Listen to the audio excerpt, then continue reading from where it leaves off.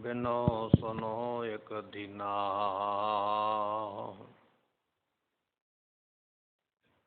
देहो दर्श नानक बलिहारी।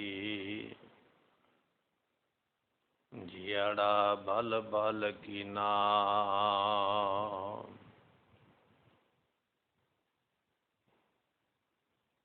फिरत फिरत प्रभ आया, परया तो सरनाए। नानक की प्रभ बेनती, अपनी भगति लाए। सुखाओ टल गुर सेविय, ऐनस सहज सुभाए। दर्शन परसय गुरु कै, जन्म मरण दुख जाय। होवै सिफत खसंबंधी, नूर अरसों कुरसों चटिया। तुद डिठे सच्चे पातशाह, मल जन्म जन्म दी कटिया। तुद डिठे सच्चे पातशाह, मल जन्म जन्म दी कटिया। सतनाम श्री वाहिगुरु साहिब जीओ। कतक कर्म कमावण, दोष न कहूँ जोग। परमेश्वर ते भुलिया, व्यापन सबे रोग। कतक कर्म कमावण, दोष न कहूँ जोग। परमेश्वर ते भुलिया, व्यापन सबे रोग। वे मुख होए राम ते, लगन जन्म विजोग। खिन में कौड़े होए गए, जितड़े माया भोग। विच ना कोई कर सकै, किस थै रोवै रोज। कीता किछु न होवै, लिखिया तुर संजोग। वडभागी मेरा प्रभ मिलै, तां उतरै सब वियोग। नानक कहो प्रभ राख ले, मेरे साहिब बंदी मोच। कतक होवे साध संग, बिनसै सबै सोच। नानक कहो प्रभ राख ले, मेरे साहिब बंदी मोच। कतक होवै साध संग, बिनसै सबै सोच। वाहिगुरु जी का खालसा, वाहिगुरु जी की फतेह। सतगुरु गरीब नवाज गुरु ग्रंथ साहिब जीआं दी पवित्र पावन हजूरी दा आनंद माण रही गुरु की संगत।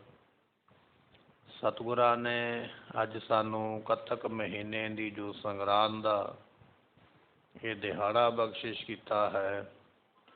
आप संगतां इस संगरांद दे दिहाड़े नूं मनाउंदियां होइयां ਅੰਮ੍ਰਿਤ ਵੇਲੇ ਤੋਂ ਗੁਰੂ ਦਰਬਾਰ ਵਿੱਚ ਬੈਠ ਕੇ ਸਤਿਗੁਰਾਂ ਦੀ ਗੁਰਬਾਣੀ ਪੜ੍ਹ ਰਹੇ ਹੋ, ਸਰਵਨ ਕਰ ਰਹੇ ਹੋ। ਮਿਲਿਆ ਹੋਇਆ ਇਹ ਮਨੁੱਖਾ ਜਨਮ ਦਾ ਜੋ ਸਮਾਂ ਹੈ, ਉਸ ਨੂੰ ਆਪ ਸੰਗਤਾਂ ਨੇ ਸਫਲਾ ਬਣਾਇਆ।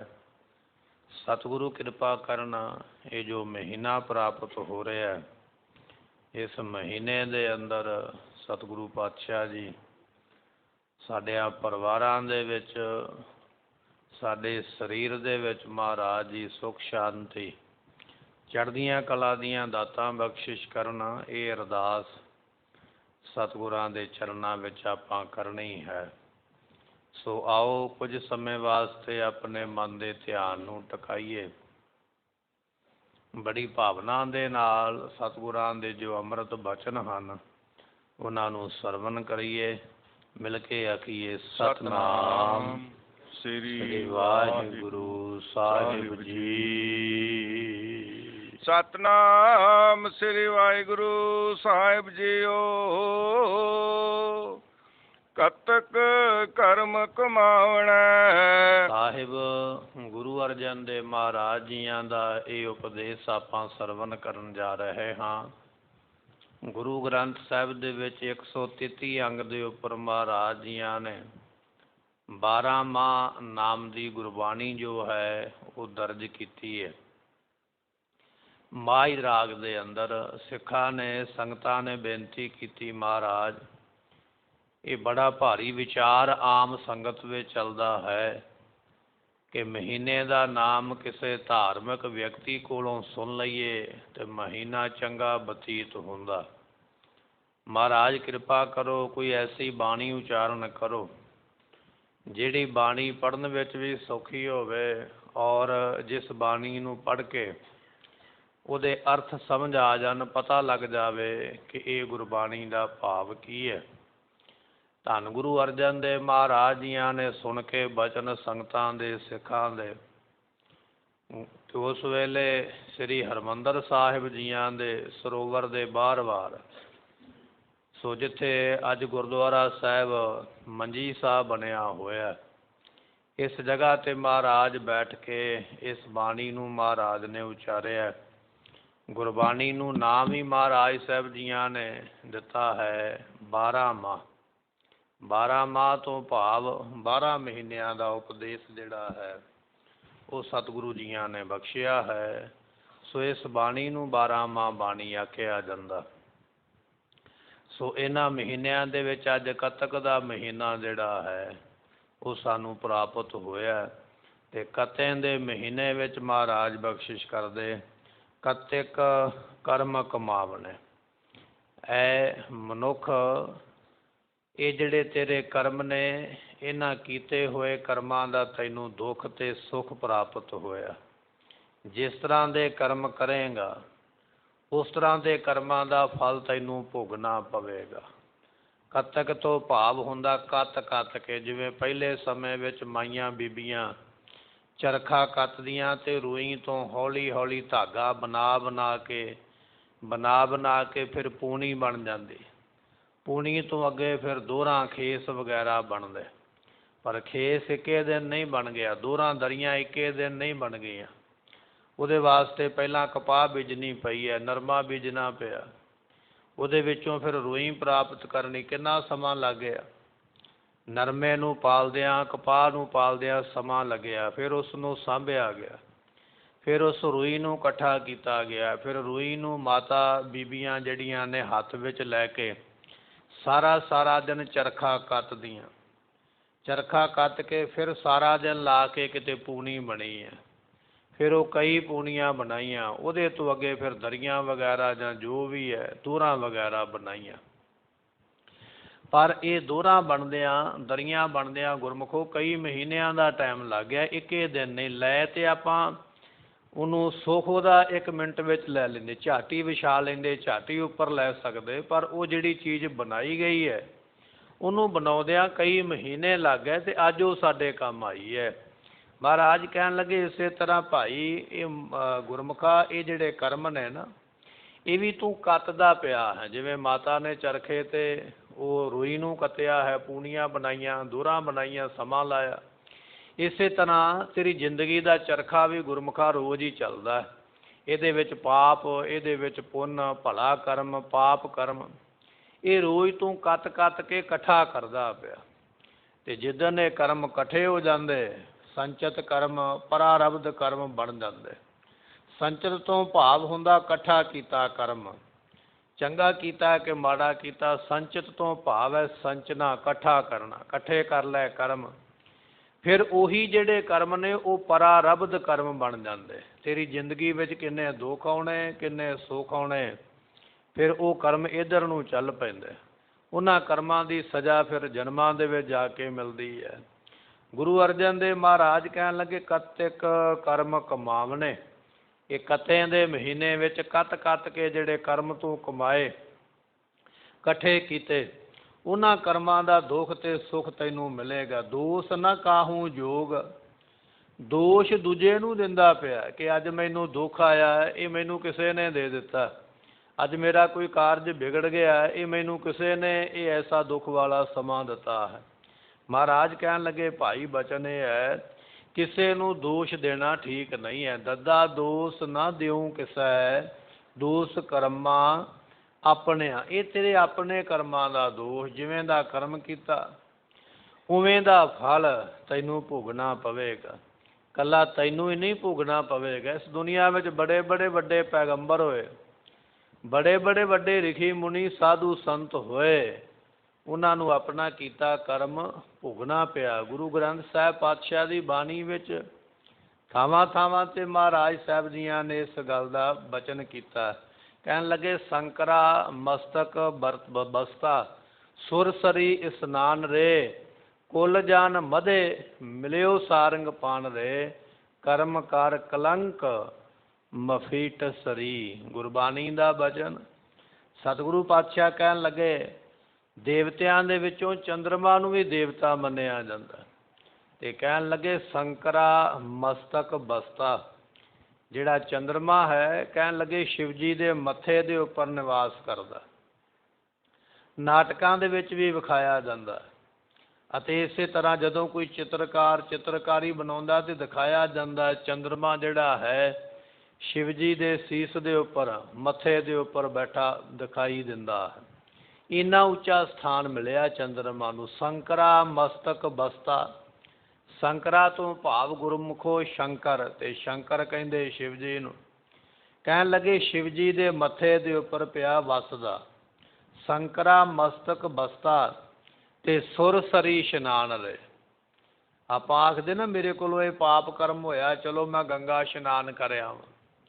ਤੂੰ ਤੇ ਗੰਗਾ ਵਿੱਚ ਇੱਕ ਦਿਨ ਇਸ਼ਨਾਨ ਕੀਤਾ, ਪਰ ਚੰਦਰਮਾ ਤੇ ਗੰਗਾ ਦੇ ਵਿੱਚ ਰੋਜ਼ ਇਸ਼ਨਾਨ ਕਰਦਾ ਪਿਆ। ਕਿਵੇਂ ਕਰਦਾ? ਹਿੰਦੂ ਧਾਰਮਿਕ ਜਿਹੜੇ ਗ੍ਰੰਥ ਨੇ ਨਾ, ਸ਼ਾਸਤਰ ਵਗੈਰਾ, ਉਹਨਾਂ ਵਿੱਚ ਇਹ ਬਚਨ ਆਇਆ ਹੈ ਕਿ ਇਹ ਜਿਹੜੀ ਗੰਗਾ ਹੈ ਨਾ ਭਗਵਾਨ ਵਿਸ਼ਨੂੰ ਜੀਆਂ ਦੇ ਚਰਨਾਂ ਵਿੱਚੋਂ ਨਿਕਲੀ ਹੈ। ਚਰਨਾਂ ਵਿੱਚੋਂ ਨਿਕਲ ਕੇ ਤੇ ਭਗਵਾਨ ਸ਼ਿਵ ਜੀ ਦੇ ਕੇਸਾਂ ਦੀਆਂ ਜਟਾਵਾਂ ਵਿੱਚ ਆ ਕੇ ਪੈਂਦੀ ਹੈ। ਉੱਥੋਂ ਫਿਰ ਇਸ ਨੂੰ ਅੱਗੇ ਵੰਡਿਆ ਜਾਂਦਾ ਹੈ। ਇਹਦੇ 3 ਰੂਪ ਵੱਖੋ ਵੱਖਰੇ ਬਣ ਜਾਂਦੇ। ਸਾਖੀ ਬੜੀ ਲੰਮੀ ਹੈ, ਕੇਵਲ ਆਪਾਂ ਟੂਕ ਮਾਤਰ ਇੱਥੇ ਸਮਝਣਾ ਹੈ ਬਚਨ। ਕਹਿਣ ਲੱਗੇ ਭਗਵਾਨ ਵਿਸ਼ਨੂੰ ਜੀਆਂ ਦੇ ਚਰਨਾਂ ਵਿੱਚੋਂ ਨਿਕਲ ਪਈ ਗੰਗਾ ਤੇ ਸ਼ਿਵ ਜੀ ਜੀਆਂ ਦੇ ਸਿਰ ਵਿੱਚ ਪਈ। ਹੁਣ ਸਿਰ ਦੇ ਵਿੱਚ ਹੀ ਚੰਦਰਮਾ ਬੈਠਾ ਤੇ ਚੰਦਰਮਾ ਦਾ ਰੋਜ਼ ਇਸ਼ਨਾਨ ਹੋ ਰਿਹਾ ਨਾ ਉੱਥੇ। ਗੰਗਾ ਦਾ ਪਾਣੀ ਪਵਿੱਤਰ ਹੈ, ਸ਼ਿਵ ਜੀ ਦਾ ਮਸਤਕ ਪਵਿੱਤਰ ਹੈ ਜਿੱਥੇ ਬੈਠਾ। ਸੰਕਰਾ ਮਸਤਕ ਬਸਤਾ, ਸ਼ਿਵ ਜੀ ਦੇ ਸਿਰ ਦੇ ਉੱਪਰ ਹੁੰਦਾ ਨਿਵਾਸ। ਤੇ ਪਾਤਸ਼ਾਹ ਕਹਿਣ ਲੱਗੇ ਸੁਰ ਸਰੀ ਇਸ਼ਨਾਨ ਰੇ, ਗੰਗਾ ਦਾ ਇਸ਼ਨਾਨ ਹਰ ਵੇਲੇ ਗੰਗਾ ਦੀ ਧਾਰਾ ਆ ਕੇ ਪੈਂਦੀ ਹੈ। ਇੱਥੇ ਹੀ ਬਸ ਨਹੀਂ, ਕੁਲ ਜਨ ਮਧੇ ਮਿਲਿਓ ਸਾਰੰਗ ਪਾਨ ਰੇ। ਹੁਣ ਗੁਰਮੁਖੋ ਸਾਰੰਗ ਪਾਨ ਆਖਿਆ ਜਾਂਦਾ ਹੈ ਭਗਵਾਨ ਕ੍ਰਿਸ਼ਨ ਜੀਆਂ ਨੂੰ। ਸਾਰੰਗ ਨਾਮ ਉਹਨਾਂ ਦੇ ਧਨੁੱਖ ਦਾ ਸੀ, ਜਿਹੜਾ ਧਨੁੱਖ ਭਗਵਾਨ ਕ੍ਰਿਸ਼ਨ ਜੀ ਫੜ ਕੇ ਚਲਾਉਂਦੇ ਸਨ ਤੀਰ, ਉਸ ਧਨੁੱਖ ਨੂੰ ਕਿਹਾ ਜਾਂਦਾ ਸੀ ਸਾਰੰਗ ਧਨੁੱਖ। ਤੇ ਕਹਿਣ ਲੱਗੇ ਪਾਨ ਨਾਮ ਗੁਰਮੁਖੋ ਹੱਥਾਂ ਦਾ, ਜਿਹਦੇ ਹੱਥਾਂ ਵਿੱਚ ਸਾਰੰਗ ਧਨੁੱਖ ਸ਼ੋਭਾ ਪਾਉਂਦਾ ਉਸ ਨੂੰ ਕਿਹਾ ਜਾਂਦਾ ਸਾਰੰਗ ਪਾਨ। ਤੇ ਉਹ ਕੌਣ ਨੇ? ਭਗਵਾਨ ਕ੍ਰਿਸ਼ਨ ਜੀ। ਕੁਲ ਜਨ ਮਧੇ ਮਿਲਿਓ। ਹੁਣ ਭਗਵਾਨ ਜੀ ਕ੍ਰਿਸ਼ਨ ਜੀਆਂ ਦਾ ਜਿਹੜਾ ਜਨਮ ਹੈ ਨਾ, ਉਹ ਚੰਦਰਵੰਸ਼ੀ ਕੁਲ ਵਿੱਚ ਹੋਇਆ। ਦੁਨੀਆ ਵਿੱਚ 2 ਵੰਸ਼ਾਂ ਮੰਨੀਆਂ ਜਾਂਦੀਆਂ, ਸੂਰਜਵੰਸ਼ੀ ਤੇ ਚੰਦਰਵੰਸ਼ੀ। ਤੇ ਕਹਿਣ ਲੱਗੇ ਭਗਵਾਨ ਕ੍ਰਿਸ਼ਨ ਜੀਆਂ ਦਾ ਜਨਮ ਜਿਹੜਾ ਨਾ ਚੰਦਰਵੰਸ਼ੀ ਕੁਲ ਵਿੱਚ ਹੋਇਆ, ਚੰਦਰਮਾ ਦੇ ਖਾਨਦਾਨ ਵਿੱਚ ਹੋਇਆ। ਹੁਣ ਇਹ ਵੀ ਗੱਲ ਜਿਹੜੀ ਹੈ ਬੜੀ ਚੰਗੀ ਹੈ ਕਿ ਕੁਲ ਦੇ ਵਿੱਚ ਖਾਨਦਾਨ ਵਿੱਚ ਭਗਵਾਨ ਪੈਦਾ ਹੋਵੇ, ਦੁਨੀਆ ਦਾ ਈਸ਼ਰ ਪੈਦਾ ਹੋਵੇ, ਯੁੱਗ ਦਾ ਰੱਬ ਪੈਦਾ ਹੋਵੇ, ਵੱਡੀ ਗੱਲ ਹੈ। ਕਹਿਣ ਲੱਗੇ ਉਹ ਵੀ ਪੈਦਾ ਹੋ ਗਿਆ। ਗੁਰਮੁਖੋ ਗੱਲ ਕੀਤੇ ਕਰਮ ਦੀ ਹੈ ਵੀ ਕਰਮ ਕਿਵੇਂ ਭੋਗਣਾ ਪੈਂਦਾ। ਮਹਾਰਾਜ ਨੇ ਪਹਿਲਾ ਬਚਨ ਲਿਖਿਆ ਕਤਕ ਕਰਮ ਕਮਾਵਣੇ। ਕਰਮ ਤੇ ਕਮਾਉਂਦਾ ਪਿਆ ਪਰ ਤੈਨੂੰ ਇਹਦਾ ਫਲ ਭੋਗਣਾ ਪੈਣਾ। ਜੇ ਤੂੰ ਆਖੇ ਵੀ ਮੈਂ ਤੇ ਗੰਗਾ ਤੇ ਇਸ਼ਨਾਨ ਕਰ ਆਵਾਂਗਾ ਕਰਮ ਟਲ ਜਾਏਗਾ, ਨਹੀਂ ਟਲਣਾ। ਗੰਗਾ ਤੇ ਇਸ਼ਨਾਨ ਤੇ ਰੋਜ਼ ਚੰਦਰਮਾ ਕਰਦਾ ਪਿਆ, ਉਹਦਾ ਤੇ ਟਲਿਆ ਨਹੀਂ। ਜੇ ਤੂੰ ਪਾਪ ਕਰਮ ਕਰਕੇ ਆਖੇ ਵੀ ਫਲਾਣੇ ਦੇਵਤੇ ਦੀ ਮੈਂ ਪੂਜਾ ਕਰਾਂਗਾ ਤੇ ਉਹ ਮੇਰੇ ਤੇ ਖੁਸ਼ ਹੋ ਜਾਏਗਾ, ਫਿਰ ਵੀ ਨਹੀਂ ਟਲੇਗਾ। ਹੁਣ ਸਿਰ ਦੇ ਉੱਪਰ ਬੈਠਣਾ, ਆਪਾਂ ਕਿਸੇ ਨੂੰ ਆਖੀਏ ਨਾ ਮੇਰੇ ਸਿਰ ਦਾ ਤਾਜ ਹੈ, ਤੇ ਤੁਹਾਡਾ ਬਚਨ ਜੀ ਮੇਰੇ ਸਿਰ ਮੱਥੇ, ਜਿਹਨੂੰ ਆਪਾਂ ਬਹੁਤਾ ਸਤਿਕਾਰ ਦਿੰਦੇ ਹਾਂ ਉਹਨੂੰ ਆਖੀਦਾ ਵੀ ਤੁਹਾਡਾ ਬਚਨ ਸਿਰ ਮੱਥੇ, ਤੁਸੀਂ ਤੇ ਸਾਡੇ ਮਾਲਕ ਹੋ। ਤੇ ਪਰ ਸੱਚੀ ਮੁੱਚੀ ਮਾਲਕ ਬਣ ਕੇ ਬੈਠਾ ਚੰਦਰਮਾ ਸ਼ਿਵ ਜੀ ਦੇ ਸਿਰ ਦੇ ਉੱਪਰ। ਸ਼ਿਵ ਜੀ ਦੇ ਸਿਰ ਤੇ ਵੀ ਬੈਠ ਗਿਆ ਹੈ। ਗੰਗਾ ਦਾ ਇਸ਼ਨਾਨ ਵੀ ਰੋਜ਼ ਹੁੰਦਾ। ਕੁਲ ਦੇ ਵਿੱਚ ਭਗਵਾਨ ਕ੍ਰਿਸ਼ਨ ਜੀ ਵੀ ਪੈਦਾ ਹੋ ਗਏ ਆ ਕੇ। ਕੁਲ ਜਨ ਮਧੇ ਮਿਲਿਓ ਸਾਰੰਗ ਪਾਨ ਰੇ, ਪਰ ਕਰਮ ਕਰ ਕਲੰਕ ਮਫੀਟ ਸਰੀ। ਜਿਹੜਾ ਕਰਮ ਕੀਤਾ ਨਾ ਕਲੰਕ ਦਾ, ਉਸੇ ਤਰ੍ਹਾਂ ਬਰਕਰਾਰ ਹੈ, ਉਹਨੂੰ ਕੋਈ ਮੇਟ ਨਹੀਂ ਸਕਿਆ ਉਹਦੇ ਕੀਤੇ ਕਰਮ ਨੂੰ। ਪਰ ਕਰਮ ਪਾਪ ਦਾ ਕੀਤਾ ਕਿਵੇਂ? ਕਹਿਣ ਲੱਗੇ ਇੰਦਰ ਨੇ ਇੱਕ ਵਾਰੀ ਆਖਿਆ ਚੰਦਰਮਾ ਨੂੰ ਵੀ ਆਪਾਂ ਗੌਤਮ ਰਿਖੀ ਦੇ ਘਰ ਵਿੱਚ ਜਾਣਾ। ਕਾਹਦੇ ਵਾਸਤੇ? ਮਾੜਾ ਕਰਮ ਕਰਨ ਵਾਸਤੇ। ਸਤਿਗੁਰਾਂ ਨੇ ਗੁਰਬਾਣੀ ਵਿੱਚ ਬਚਨ ਲਿਖਿਆ, ਕਹਿਣ ਲੱਗੇ ਮਾੜੇ ਬੰਦੇ ਦੀ ਕਦੇ ਸੰਗਤ ਨਾ ਕਰਿਆ ਕਰ, ਮਾੜੇ ਬੰਦੇ ਦੇ ਕੋਲ ਬੈਠਿਆ ਨਾ ਕਰ। ਬੈਠੇਗਾ ਉਹਦਾ ਫਲ ਤੈਨੂੰ ਵੀ ਮਿਲਣਾ ਹੀ, ਇਹ ਨਾ ਸੋਚੀ ਵੀ ਮੈਨੂੰ ਨਹੀਂ ਮਿਲਣਾ। ਕਬੀਰ ਸਾਕਤ ਸੰਗ ਨਾ ਕੀਜੀਐ, ਦੂਰੈ ਹੈ ਜਾਈਐ ਭਾਗ। ਪਾਪੀ ਬੰਦੇ ਤੋਂ ਪਰੇ ਭੱਜ ਜਾ। ਨਹੀਂ ਭੱਜੇਗਾ ਤੇ ਆ ਸਾਖੀ ਤੇਰੇ ਸਾਹਮਣੇ ਹੈ, ਜਿਹੜੀ ਤੈਨੂੰ ਇਹ ਬਚਨ ਸਮਝਾਵੇਗੀ ਵੀ ਸੰਗਤ ਕਰਨ ਦਾ ਫਲ ਕੀ ਮਿਲਦਾ। ਇੰਦਰ ਚੱਲ ਪਿਆ ਕੁਕਰਮ ਕਰਨ ਵਾਸਤੇ ਗੌਤਮ ਰਿਖੀ ਦੇ ਘਰ ਦੇ ਵਿੱਚ, ਤੇ ਮਿੱਤਰ ਬਣਾ ਲਿਆ ਚੰਦਰਮਾ ਨੂੰ, ਚੱਲ ਮੇਰਾ ਮਿੱਤਰ ਬਣ ਕੇ ਮੇਰੀ ਮਦਦ ਕਰ। ਦੋਨੇ ਜਾਣੇ ਪਹੁੰਚ ਗਏ। ਇੱਕ ਨੇ ਮੁਰਗਾ ਬਣ ਕੇ ਆਵਾਜ਼ ਦਿੱਤੀ ਹੈ, ਤੇ ਗੌਤਮ ਰਿਖੀ ਨੇ ਸੋਚਿਆ ਵੀ ਮੁਰਗਾ ਬੋਲਿਆ, ਅੰਮ੍ਰਿਤ ਵੇਲਾ ਹੋਇਆ, ਚੱਲ ਪਿਆ ਵਿਚਾਰਾ ਇਸ਼ਨਾਨ ਕਰਨ। ਪਰ ਕਹਿਣ ਲੱਗੇ ਉੱਥੇ ਇੰਦਰ ਨੇ ਕੁਕਰਮ ਕੀਤਾ, ਮਾੜਾ ਕਰਮ ਕੀਤਾ, ਵਕਾਰ ਭੋਗਿਆ, ਤੇ ਸਾਥੀ ਚੰਦਰਮਾ ਬਨੇਰੇ ਤੇ ਬੈਠਾ ਉਹਦੀ ਮਦਦ ਕਰਦਾ ਪਿਆ। ਪਰ ਕਹਿਣ ਲੱਗੇ ਥੋੜ੍ਹੇ ਸਮੇਂ ਬਾਅਦ ਨਾ ਰਿਖੀ ਨੂੰ ਪਤਾ ਲੱਗ ਗਿਆ ਵੀ ਮੇਰੇ ਨਾਲ ਕਿਸੇ ਨੇ ਧੋਖਾ ਕੀਤਾ, ਛਲ ਕੀਤਾ, ਅੰਮ੍ਰਿਤ ਵੇਲਾ ਹੋਇਆ ਨਹੀਂ। ਜਦੋਂ ਵਾਪਸ ਆਇਆ ਤੇ ਉਹਨੇ ਦੋਵਾਂ ਨੂੰ ਹੀ ਫੜ ਲਿਆ। ਇੰਦਰ ਰਾਜੇ ਨੂੰ ਵੀ ਕੁਕਰਮ ਕਰਦਿਆਂ ਵੇਖ ਲਿਆ, ਤੇ ਇਹਦੇ ਪਹਿਰੇਦਾਰ ਚੰਦਰਮਾ ਨੂੰ ਵੀ ਦੇਖ ਲਿਆ, ਜਿਹੜਾ ਝੂਠਾ ਮੁਰਗਾ ਬਣ ਕੇ ਬਾਂਗਾਂ ਦਿੰਦਾ, ਮਾੜੇ ਬੰਦੇ ਦੀ ਮਦਦ ਕਰਦਾ ਪਿਆ। ਤੇ ਰਿਖੀ ਦੇ ਮੂੰਹੋਂ ਫਿਰ ਸ਼ਰਾਪ ਨਿਕਲ ਗਿਆ। ਕਹਿਣ ਲੱਗਾ ਵੀ ਜਾ ਓਏ ਚੰਦਰਮਾ, ਪਾਪੀ ਬੰਦੇ ਦਾ ਸਾਥ ਦਿੱਤਾ, ਤੂੰ ਵੀ ਕਦੇ ਪੂਰਾ ਨਹੀਂ ਰਵੇਂਗਾ, ਵਾਧਾ ਹੀ ਘਟਦਾ ਰਵੇਂਗਾ। ਇਹ ਬਚਨ ਨਿਕਲਿਆ ਮੁਖੋਂ। ਉਹ ਸ਼ਰਾਪ ਅੱਜ ਵੀ ਕਾਇਮ ਹੈ। ਮੱਸਿਆ ਤੋਂ ਲੈ ਕੇ ਪੁੰਨਿਆ ਤੱਕ ਵੱਧਦਾ ਹੈ, ਪੁੰਨਿਆ ਤੋਂ ਲੈ ਕੇ ਮੱਸਿਆ ਤੱਕ ਫਿਰ ਘਟਦਾ। ਮਹਾਰਾਜ ਕਹਿਣ ਲੱਗੇ ਕੀਤਾ ਹੋਇਆ ਪਾਪ ਕਰਮ ਛੁਟਕਾਰਾ ਨਹੀਂ ਹੋਇਆ, ਕੀਤਾ ਕਰਮ ਅੱਜ ਵੀ ਭੋਗਦਾ ਪਿਆ। ਕੌਣ ਭੋਗਦਾ ਪਿਆ? ਚੰਦਰਮਾ। ਸੂਰਜ ਕਿਉਂ ਨਹੀਂ ਭੋਗਦਾ? ਸੂਰਜ ਰੋਜ਼ ਹੀ ਚੜ੍ਹਦਾ ਨਾ, ਪੂਰਾ ਚੜ੍ਹਦਾ ਤੇ ਪੂਰਾ ਹੀ ਉਤਰਦਾ। ਕਦੇ ਵੇਖਿਆ ਵੀ ਸੂਰਜ ਪਹਿਲੇ 15 ਦਿਨ ਥੋੜ੍ਹਾ ਤੇ ਮੁੜ ਕੇ 15 ਦਿਨ ਜ਼ਿਆਦਾ ਹੋਵੇ? ਨਹੀਂ, ਸੂਰਜ ਦਾ ਆਕਾਰ ਤੇ ਇੱਕੋ ਜਿਹਾ ਹੀ ਹੈ, ਰੌਸ਼ਨੀ ਵੀ ਇੱਕੋ ਜਿਹੀ ਹੈ। ਪਰ ਚੰਦਰਮਾ ਦਾ ਆਕਾਰ ਇੱਕ ਦਿਨ ਹੀ ਪੂਰਾ, ਪੂਰਨਮਾਸ਼ੀ ਵਾਲੇ ਦਿਨ ਪੂਰਾ, ਬਾਕੀ ਦਿਨ 15 ਦਿਨ ਘਟਿਆ ਤੇ 15 ਦਿਨ ਵਧਿਆ।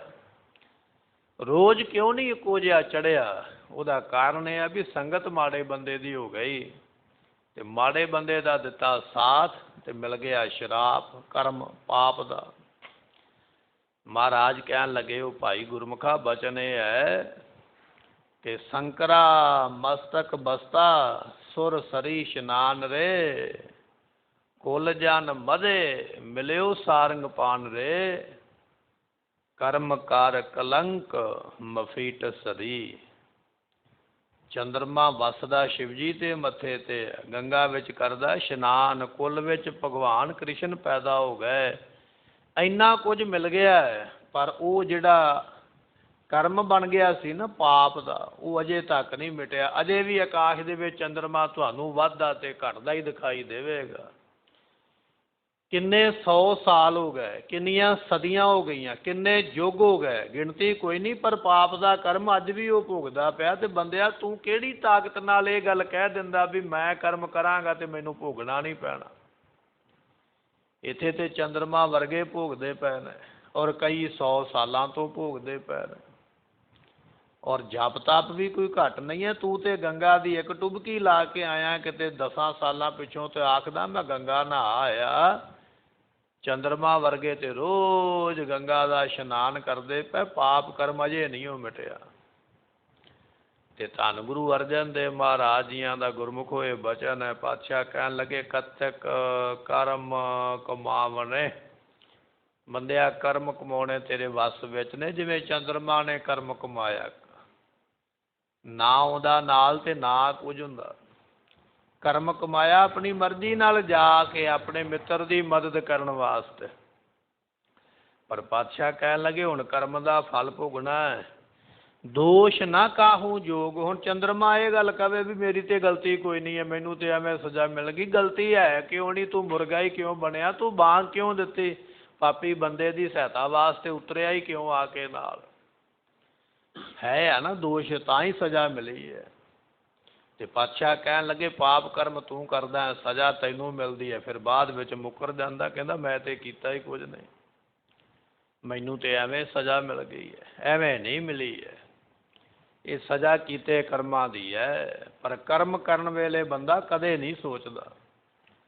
ਪਾਪ ਕਰਮ ਕਰਨਾ ਨਾ, ਕਿਸੇ ਨੂੰ ਦੁੱਖ ਦੇਣਾ, ਕਿਸੇ ਦੀ ਮਜਬੂਰੀ ਦਾ ਫਾਇਦਾ ਚੁੱਕਣਾ, ਉਦੋਂ ਨਹੀਂ ਸੋਚਦਾ ਇਹਦਾ ਫਲ ਕੀ ਮਿਲੇਗਾ, ਇਹਦੀ ਬਦਵਾ ਕਿੱਥੋਂ ਕੁ ਤੱਕ ਅਸਰ ਕਰੇਗੀ, ਨਹੀਂ ਸੋਚਦਾ, ਕਰ ਦਿੰਦਾ। ਪਰ ਜਦੋਂ ਫਲ ਮਿਲਦਾ ਫਿਰ ਰੋਂਦਾ ਪਿਆ ਥਾਵਾਂ ਥਾਵਾਂ ਤੇ ਜਾ ਕੇ। ਰੋ ਵਿਚਾਰ। ਪਾਤਸ਼ਾਹ ਕਹਿਣ ਲੱਗੇ ਕੀਤੇ ਕਰਮ ਦਾ ਫਲ ਭੋਗਣਾ ਪੈਣਾ, ਦੋਸ਼ ਨਾ ਕਾਹੂ ਜੋਗ। ਕਿਸੇ ਨੂੰ ਦੋਸ਼ ਦੇਣਾ ਠੀਕ ਨਹੀਂ ਵੀ ਕੋਈ ਦੂਜੇ ਨੇ ਦੁੱਖ ਦਿੱਤਾ, ਦੁੱਖ ਤੇਰੇ ਕਰਮਾਂ ਦਾ ਹੈ। ਪਰਮੇਸ਼ਰ ਤੇ ਭੁੱਲਿਆ। ਜਿਹੜੇ ਲੋਕ ਪਰਮੇਸ਼ਰ ਨੂੰ ਭੁੱਲ ਜਾਂਦੇ, ਖੁਦਾ ਨੂੰ ਭੁੱਲ ਜਾਂਦੇ, ਨਾਰਾਇਣ ਨੂੰ ਭੁੱਲ ਜਾਂਦੇ, ਭਗਵਾਨ ਨੂੰ ਭੁੱਲ ਜਾਂਦੇ ਹਨ, ਵਿਆਪਨ ਸਭੇ ਰੋਗ। ਤਮਾਮ ਤਰ੍ਹਾਂ ਦੇ ਰੋਗ ਜਿਹੜੇ ਨੇ ਗੁਰਮੁਖੋ ਵਿਆਪਦੇ ਨੇ। ਸਰੀਰਕ ਰੋਗ, ਮਾਨਸਿਕ ਰੋਗ, ਪਰਿਵਾਰਕ ਰੋਗ ਘੇਰ ਲੈਂਦੇ ਆ ਕੇ। ਕੋਈ ਸਰੀਰ ਕਰਕੇ ਦੁਖੀ ਹੈ, ਕੋਈ ਪਰਿਵਾਰ ਕਰਕੇ ਦੁਖੀ ਹੈ, ਕੋਈ ਮਾਨਸਿਕਤਾ ਕਰਕੇ ਦੁਖੀ ਹੈ। ਇਹ ਕਈ ਤਰ੍ਹਾਂ ਦੇ ਰੋਗ ਫਿਰ ਆ ਕੇ ਘੇਰਾ ਪਾ ਲੈਂਦੇ। ਕਿਸੇ ਨਾ ਕਿਸੇ ਪਾਸਿਓਂ ਦੁੱਖ ਮਿਲਦਾ ਹੀ ਪਿਆ। ਕੋਈ ਆਖਦਾ ਮੇਰਾ ਪੁੱਤਰ ਠੀਕ ਨਹੀਂ ਹੈ, ਕੋਈ ਆਖਦਾ ਧੀ ਨਹੀਂ ਵੱਸਦੀ ਪਈ, ਕੋਈ ਆਖਦਾ ਮੇਰਾ ਪੋਤਰਾ ਇਸ ਤਰ੍ਹਾਂ ਦਾ, ਕੋਈ ਆਖਦਾ ਮੇਰਾ ਦੋਤਰਾ ਇਸ ਤਰ੍ਹਾਂ ਦਾ, ਕੋਈ ਆਖਦਾ ਮੇਰੇ ਸਰੀਰ ਨੂੰ ਇਹ ਬਿਮਾਰੀ ਲੱਗੀ ਹੈ, ਹਟਦੀ ਨਹੀਂ ਹੈ, ਮੈਂ ਬੜਾ ਦੁਖੀ ਹਾਂ, ਬੜੀ ਚਿੰਤਾ ਵਿੱਚ ਹਾਂ। ਸਤਿਗੁਰੂ ਪਾਤਸ਼ਾਹ ਕਹਿਣ ਲੱਗੇ ਸਾਰੀਆਂ ਵਿਆਪਤਾ ਹੀ ਨੇ, ਤੇਰੇ ਕਰਮਾਂ ਦਾ ਫਲ ਹੈ ਜਿਹੜਾ ਤੂੰ ਭੁਗਦਾ ਪਿਆ ਹੈ। ਵੇ ਮੁਖ ਹੋਏ ਰਾਮ ਤੇ। ਜਿਹੜੇ ਭਾਈ ਰਾਮ ਰਮੇ ਹੋਏ ਪਰਮੇਸ਼ਰ ਤੋਂ ਬੇਮੁਖ ਹੋ ਜਾਂਦੇ, ਜਿਹੜੇ ਪਰਮਾਤਮਾ ਨੂੰ ਕਰ ਲੈਂਦੇ ਪਿੱਠ, ਦੁਨੀਆ ਵੱਲ ਕਰ ਲੈਂਦੇ ਮੂੰਹ, ਉਹਨਾਂ ਦੀ ਗਿਣਤੀ ਜ਼ਿਆਦਾ ਹੈ। ਜ਼ਿਆਦਾ ਨੇ ਉਹ ਗਿਣਤੀ ਵਿੱਚ ਲੋਕ ਜਿਨ੍ਹਾਂ ਨੇ ਪਰਮੇਸ਼ਰ ਨੂੰ ਪਿੱਠ ਕੀਤੀ ਹੈ, ਸੰਸਾਰ ਵੱਲ ਮੂੰਹ ਕਰ ਲਿਆ। ਬਹੁਤੀ ਗਿਣਤੀ ਦੇ ਉਹ ਲੋਕ ਨੇ। ਗੁਰੂ ਵੱਲ ਮੂੰਹ ਕਰਕੇ ਤੁਰਨਾ ਬੜਾ ਔਖਾ ਹੈ, ਗੁਰੂ ਦਾ ਬਚਨ ਮੰਨਣਾ ਬੜਾ ਕਠਿਨ ਹੈ ਭਾਈ। ਪਰ ਮਹਾਰਾਜ ਕਹਿਣ ਲੱਗੇ ਬੇਮੁਖ ਹੋਏ ਰਾਮ ਤੇ। ਜਿਹੜੇ ਰਮੇ ਹੋਏ ਰਾਮ ਪਰਮਾਤਮਾ ਤੋਂ ਬੇਮੁਖ ਹੋ ਗਏ, ਗੁਰੂ ਤੋਂ ਬੇਮੁਖ ਹੋ ਜਾਂਦੇ ਹਨ। ਲੱਗਨ ਜਨਮ ਵਿਯੋਗ। ਬੇਮੁਖ ਤੇ ਹੋਇਆ 5 ਮਿੰਟ ਵਾਸਤੇ, 10 ਮਿੰਟ ਵਾਸਤੇ, 1 ਘੰਟੇ ਵਾਸਤੇ, 1 ਦਿਨ ਵਾਸਤੇ ਬੇਮੁਖ ਹੋਇਆ, ਪਰ ਉਹਦਾ ਫਲ ਭੋਗਣ ਵਾਸਤੇ ਲੱਗਣ ਜਨਮ ਵਿਯੋਗ, ਜਨਮਾਂ ਦੇ ਵਿਛੋੜੇ ਪੈ ਗਏ। ਬੇਮੁਖਤਾ 1 ਦਿਨ ਦੀ ਹੈ, ਪਰ ਵਿਛੋੜਾ ਕਈ ਜਨਮਾਂ ਦਾ ਹੈ। ਜਿਹੜੇ ਬੇਮੁਖ ਹੋਏ, ਦੁਨੀ ਚੰਦ ਵਰਗੇ ਆਖਦੇ ਮਹਾਰਾਜ ਹਾਥੀ ਨਾਲ ਕਿਵੇਂ ਲੜੀਏ, ਕੰਧ ਟੱਪ ਕੇ ਜਾਈਏ, ਭੱਜ। ਬੇਮੁਖ ਹੋਏ ਨਾ। ਹੁਣ ਬੇਮੁਖ ਹੋਣਾ ਤੇ 1 ਦਿਨ ਦਾ ਕੰਮ ਹੋਵੇਗਾ, ਬਚਨ 1 ਦਿਨ ਹੀ ਮੰਨ ਲੈਂਦਾ। ਪਰ ਜਿਹੜੇ ਜਨਮਾਂ ਦੇ ਵਿਜੋਗ ਪੈ ਗਏ, ਜਨਮਾਂ ਦੇ ਵਿਛੋੜੇ ਪੈ ਗਏ, ਗਿਣਤੀ ਕੋਈ ਨਹੀਂ, ਇੱਥੇ ਗਿਣਤੀ ਨਹੀਂ ਹੈ। ਲੱਗਣ ਜਨਮ ਵਿਜੋਗ ਕਈ ਜਨਮਾਂ ਦੀ ਗੱਲ ਹੈ। ਗੁਰੂ ਤੋਂ ਬੇਮੁਖ ਤੇ ਇੱਕ ਦਿਨ ਵਾਸਤੇ ਹੋਇਆ, ਇੱਕ ਵਾਰੀ ਹੋਇਆ। ਬਚਨ ਇੱਕ ਵਾਰੀ ਨਹੀਂ ਮੰਨਿਆ ਹੈ, ਪਰ ਗੁਰਮੁਖਾ ਇਹ ਹੈ ਬਚਨ ਸਮਝਣ ਵਾਲਾ, ਉਸ ਫਲ ਦਾ ਤੈਨੂੰ ਜਿਹੜਾ ਭੋਗਣਾ ਭੋਗ ਹੈ ਨਾ, ਉਹ ਕਈ ਜਨਮਾਂ ਦਾ ਤੈਨੂੰ ਪੈ ਜਾਣਾ ਹੈ। ਕਿਨ ਮੈਂ ਕੌੜੇ ਹੋਏ ਗਏ। ਇਹ ਬੰਦਾ ਜਿਹੜਾ ਹੈ ਨਾ ਬੜਾ ਮਾਣ ਕਰਦਾ ਆਪਣੇ ਆਪ ਦੇ ਉੱਪਰ, ਤੇ ਮਹਾਰਾਜ ਫਰਮਾਉਂਦੇ ਹਨ ਕਿਨ ਮੈਂ ਕੌੜੇ ਹੋਏ ਗਏ ਜਿਤੜੇ ਮਾਇਆ ਭੋਗ। ਇਹ ਜਿਹੜੇ ਮਾਇਆ ਦੇ ਭੋਗ ਪਦਾਰਥ ਨੇ ਨਾ, ਇਹਦੇ ਉੱਪਰ ਮਾਣ ਬੰਦਾ ਕਰਦਾ ਵੀ ਮੇਰਾ ਬੜਾ ਵੱਡਾ ਘਰ ਹੈ, ਮੇਰੇ ਕੋਲ ਬਹੁਤ ਜ਼ਿਆਦਾ ਧਨ ਹੈ, ਮੇਰੀ ਬਹੁਤ ਵੱਡੀ ਪ੍ਰਾਪਤੀ, ਸਰਕਾਰੇ ਦਰਬਾਰੇ ਮੇਰਾ ਬਹੁਤ ਨਾਮ ਹੈ। ਇਹ ਸਭ ਕੁਝ ਮਾਇਆ ਹੀ ਹੈ। ਇਹ ਜਿਹੜੇ ਮਾਇਆ ਦੇ ਭੋਗ ਨੇ ਨਾ, ਮਾਇਆ ਦੀਆਂ ਦਾਤਾਂ, ਪਾਤਸ਼ਾਹ ਕਹਿਣ ਲੱਗੇ ਇੱਕ ਖਿਣ ਦੇ ਵਿੱਚ ਹੀ ਇਹ ਪਰਾਏ ਹੋ ਜਾਂਦੇ, ਖਿਣ ਵਿੱਚ ਹੀ ਛੱਡ ਜਾਂਦੇ ਜਿਨ੍ਹਾਂ ਦਾ ਮਾਣ ਕਰਕੇ ਬੈਠਾ। ਘਰ ਤੇ ਬੜਾ ਵੱਡਾ ਬਣਾਇਆ, ਮਾਣ ਵੀ ਕਰਦਾ, ਪਰ ਪਤਾ ਨਹੀਂ ਪੁੱਤਰ ਇਹਦੇ ਵਿੱਚ ਵਸਣ ਦੇਣਗੇ ਕਿ ਨਹੀਂ, ਇਹਦੇ ਵਿੱਚ ਰਹਿਣਾ ਮਿਲੇਗਾ ਕਿ ਨਹੀਂ। ਪਾਤਸ਼ਾਹ ਕਹਿਣ ਲੱਗੇ ਇਸੇ ਤਰ੍ਹਾਂ ਮਾਇਆ ਬੜੀ ਕੋਲ ਹੈ, ਮੇਰਾ ਖੀਸਾ ਭਰਿਆ ਹੋਇਆ, ਮੇਰੀਆਂ ਤਿਜੋਰੀਆਂ ਭਰੀਆਂ ਹੋਈਆਂ, ਮੇਰੀ ਬੈਂਕ ਭਰੀ ਹੋਈ ਹੈ, ਪਰ ਪਤਾ ਨਹੀਂ ਭਾਈ ਪਿਆਰਿਆ ਵੀ ਇਹ ਤੇਰੇ ਕੋਲ ਰਹਿਣਾ ਵੀ ਹੈ ਕਿ ਨਹੀਂ, ਕਿਸੇ ਨੇ ਲੁੱਟ ਨਹੀਂ ਲੈ ਕੇ ਜਾਣਾ।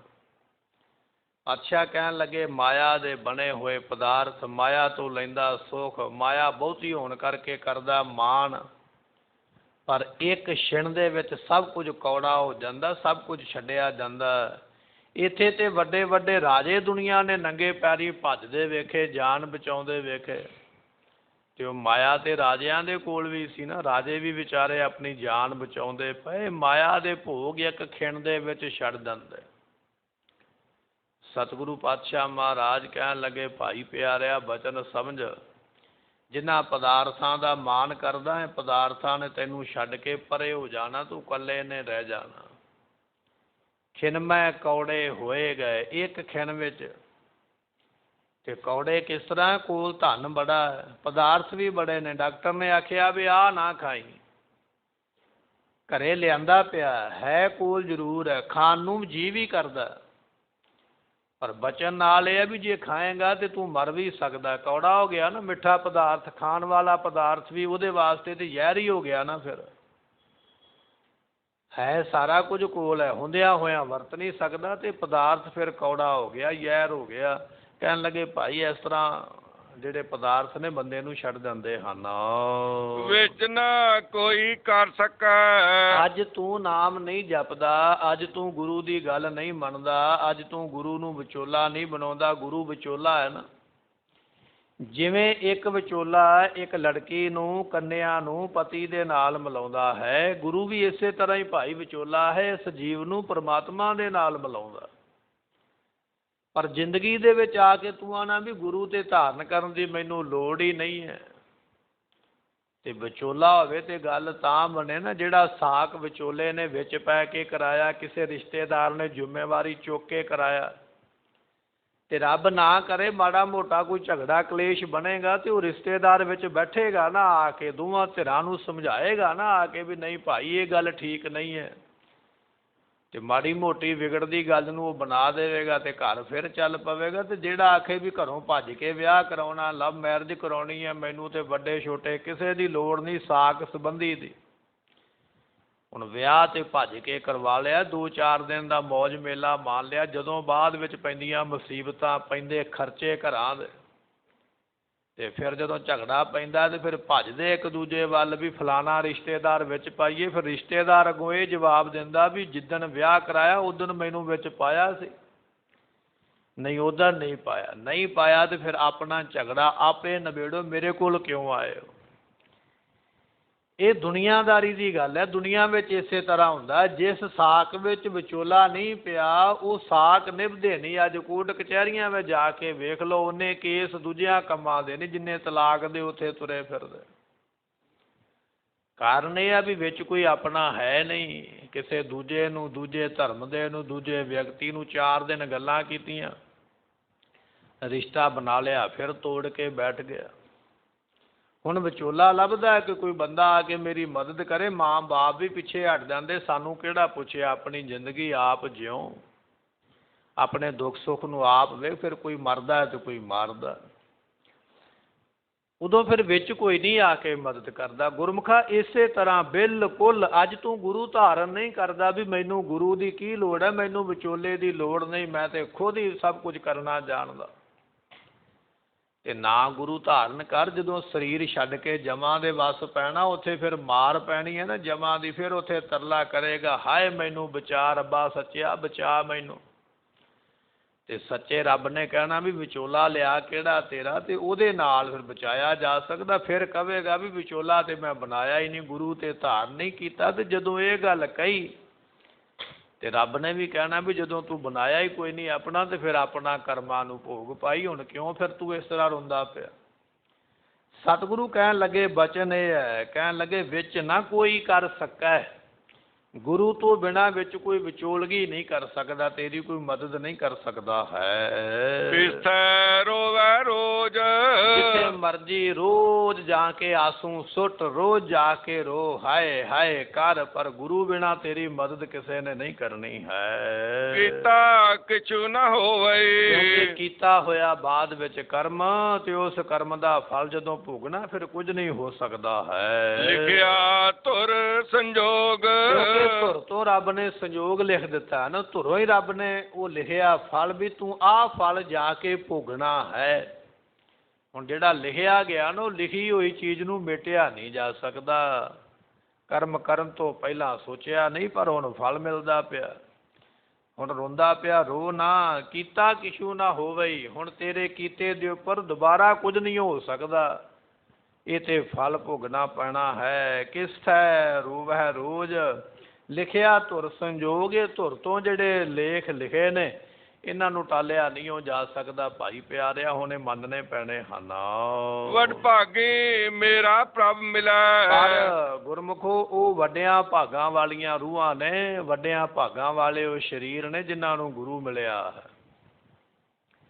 ਉਹ ਵੱਡਿਆਂ ਭਾਗਾਂ ਵਾਲੇ ਨੇ ਜਿਹੜੇ ਗੁਰੂ ਨੂੰ ਮਿਲੇ ਨੇ। ਹੁਣ ਆਪਾਂ ਜਿਸ ਇਲਾਕੇ ਵਿੱਚ ਰਹਿੰਦੇ ਹਾਂ, ਕਿੰਨੀ ਆਬਾਦੀ ਹੈ, ਕਿੰਨੇ ਲੋਕ ਨੇ, ਕਿੰਨੇ ਘਰ ਨੇ, ਪਰ ਸਾਰੇ ਤੇ ਨਹੀਂ ਨਾ ਗੁਰੂ ਦਰਬਾਰ ਵਿੱਚ ਆਏ, ਸਾਰੇ ਨਹੀਂ ਬਾਣੀ ਪੜ੍ਹੇ, ਸਾਰਿਆਂ ਨੇ ਅੰਮ੍ਰਿਤ ਵੇਲਾ ਨਹੀਂ ਸਾਂਭਿਆ, ਸਾਰੇ ਨਹੀਂ ਸੰਗਤ ਵਿੱਚ ਆਏ।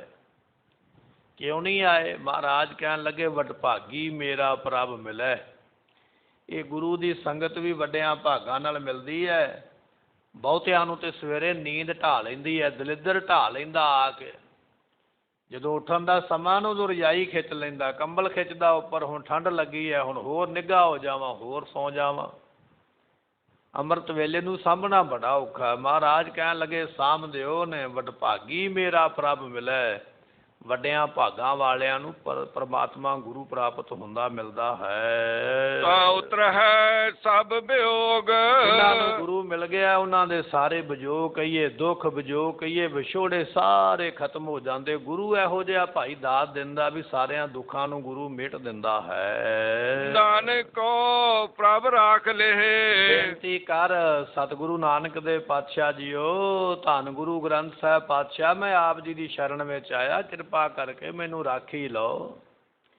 ਨਾਨਕ ਕੋ ਪ੍ਰਭ ਰਾਖ ਲੇਹੋ, ਬੇਨਤੀ ਕਰ ਮੈਨੂੰ ਰੱਖ ਲੈ, ਰੱਖ ਲੈ, ਰੱਖ ਲੈ। ਸਗਲ ਦੁਆਰ ਕੋ ਛਾੜ ਕੇ ਗਇਓ ਤੁਹਾਰੋ ਦੁਆਰ, ਬਾਹੇ ਗਹਿ ਕੀ ਲਾਜ ਅਸ ਗੋਬਿੰਦ ਦਾਸ ਤੁਹਾਰੇ। ਬੇਨਤੀ ਕਰ ਸਤਿਗੁਰੂ ਤੁਹਾਡੀ ਸ਼ਰਨ ਵਿੱਚ ਆਇਆ, ਕਿਰਪਾ ਕਰਕੇ ਮੈਨੂੰ ਰੱਖ ਲੈਣਾ ਕਰੋ। ਮੇਰੇ ਸਾਹਿਬ ਬੰਦੀ ਮੋਚ, ਮੇਰੇ ਸਾਹਿਬ ਮੇਰੇ ਮਾਲਕ ਆਪ ਜੀ ਬੰਧਨਾਂ ਨੂੰ ਮੋਚ ਕਹੀਏ ਕੱਟਣ ਵਾਲੇ ਜੇ। ਤੁਹਾਡੇ ਕੋਲ ਇਹੋ ਜਿਹਾ ਇਹ ਹਥਿਆਰ ਹੈ ਕਿ ਤੁਸੀਂ ਸਾਰਿਆਂ ਕਰਮਾਂ ਨੂੰ ਕੱਟਣ ਦੀ ਸਮਰੱਥਾ ਰੱਖਦੇ ਹੋ। ਮਹਾਰਾਜ ਮੈਨੂੰ ਬਿਲਕੁਲ ਤੁਹਾਡੇ ਤੇ ਬੜਾ ਯਕੀਨ ਹੈ ਕਿ ਜੇ ਮੈਂ ਤੁਹਾਡੀ ਸ਼ਰਨ ਵਿੱਚ ਆ ਜਾਵਾਂ ਤੇ ਤੁਸੀਂ ਸਾਰੇ ਬੰਧਨਾਂ ਨੂੰ ਕੱਟ ਸਕਦੇ, ਮਿਟ ਸਕਦੇ ਹੋ। ਕਤਕ ਹੋਵੇ ਸਾਧ ਸੰਗ, ਸਤਿਗੁਰੂ ਪਾਤਸ਼ਾਹ ਕਹਿਣ ਲੱਗੇ ਭਾਈ ਕੱਤਕ ਦਾ ਮਹੀਨਾ ਕਿਵੇਂ ਬਤੀਤ ਕਰਨਾ ਹੈ। ਆਪਾਂ ਆਇਆ ਨਾ ਮੱਥਾ ਟੇਕਣ ਵਾਸਤੇ, ਮੱਥਾ ਟੇਕ ਕੇ ਚਲੇ ਜਾਵਾਂਗੇ। ਬਾਕੀ 29 ਦਿਨ ਕੀ ਕਰਨਾ? ਕੁਝ ਨਹੀਂ ਕਰਨਾ, ਅਸੀਂ ਘਰ ਦਿਆਂ ਕੰਮਾਂ ਵਿੱਚ ਵਿਅਸਤ ਹੋ ਜਾਣਾ। ਬਸ ਅੱਜ ਸੰਗਰਾਂਦ ਮਨਾ ਲਈ ਹੈ, ਬਾਕੀ ਦਿਨਾਂ ਦੀ ਲੋੜ ਨਹੀਂ। ਪਰ ਮਹਾਰਾਜ ਕਹਿਣ ਲੱਗੇ ਨਹੀਂ, ਕੱਤਕ ਹੋਵੇ ਸਾਧ ਸੰਗ, ਕੱਤਕ ਦਾ ਮਹੀਨਾ ਸਾਧ ਸੰਗਤ ਵਿੱਚ ਬਤੀਤ ਕਰ, ਗੁਰੂ ਦੀ ਸੰਗਤ ਵਿੱਚ ਬਤੀਤ ਕਰ, ਗੁਰੂ ਦੀ ਸੰਗਤ ਕਰ ਇਸ ਮਹੀਨੇ ਦੇ ਅੰਦਰ। ਤੇ ਪਾਤਸ਼ਾਹ ਫਰਮਾਉਂਦੇ ਹਨ, ਬਿਨਸ ਹੈ ਸਭੇ ਸੋਚ, ਸਾਰੀਆਂ ਸੋਚਾਂ, ਦੁੱਖ ਤਕਲੀਫਾਂ ਬਿਨਸ ਜਾਣਗੀਆਂ, ਨਾਸ ਹੋ ਜਾਣਗੀਆਂ, ਦੂਰ ਹੋ ਜਾਣਗੀਆਂ। ਪਰ ਗੁਰਮੁਖਾ ਹੋਣਗੀਆਂ ਉਦੋਂ ਜਦੋਂ ਸਾਧ ਸੰਗਤ ਦੀ ਪ੍ਰਾਪਤੀ ਵਾਲਾ ਬਣੇਗਾ, ਜਦੋਂ ਗੁਰੂ ਦੀ ਸੰਗਤ ਵਿੱਚ ਆਏਗਾ, ਉਦੋਂ ਇਹ ਦਾਤ ਪ੍ਰਾਪਤ ਹੋਵੇਗੀ। ਗੁਰੂ ਰਹਿਮਤ ਕਰੇ, ਉਪਦੇਸ਼ ਹਿਰਦੇ ਵਸੇ, ਸਾਡਾ ਭਲਾ ਹੋਵੇ। ਇਹ ਕੱਤਕ ਦਾ ਮਹੀਨਾ ਚੜ੍ਹਦੀ ਕਲਾ ਦੇ ਨਾਲ ਸਤਿਗੁਰੂ ਕਿਰਪਾ ਕਰਕੇ ਬਤੀਤ ਕਰਵਾਉਣ।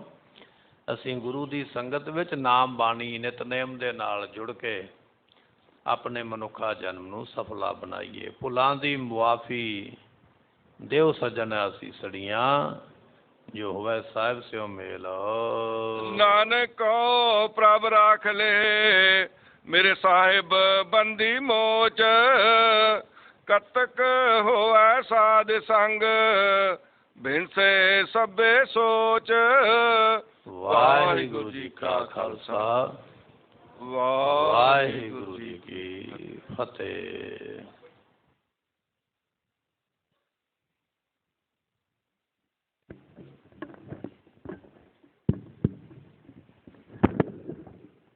ਵਾਹਿਗੁਰੂ ਜੀ ਕਾ ਖਾਲਸਾ, ਵਾਹਿਗੁਰੂ ਜੀ ਕੀ ਫਤਿਹ। ਚਬਰ ਛਤਰ ਤਖਤ ਦੇ ਮਾਲਕ